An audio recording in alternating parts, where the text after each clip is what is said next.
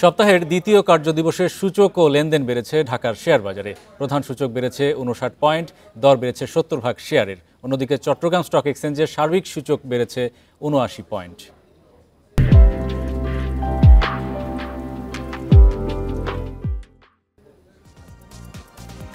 সোমবার দিনের শুরুতে ইতিবাচক ঢাকা স্টকের সূচক।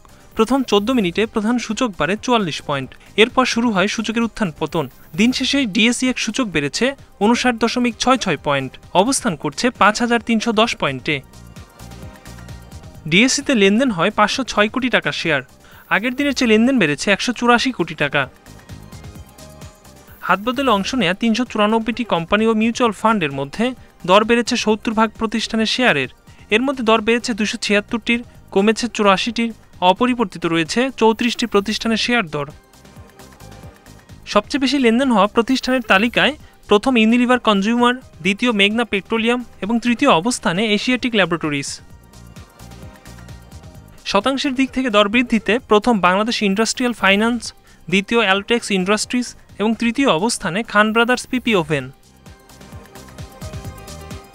অন্যদিকে চট্টগ্রামের স্টক এক্সচেঞ্জে সার্বিক সূচক বেড়েছে 79.75 পয়েন্ট। লেনদেন হয় 75 কোটি 46 লাখ টাকা শেয়ার। একরামুল ইসলাম, ইন্ডিপেন্ডেন্ট নিউজ।